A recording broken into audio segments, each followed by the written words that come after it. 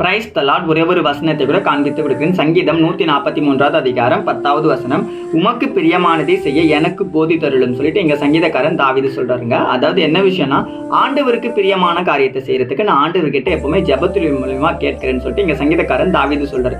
நம்ம ஆண்டவருக்கு பிரியமான காரியத்தை செய்யறதுக்கு நம்ம ஆண்டவர்கிட்ட கேட்கிறோமா? கிடையாதுங்க.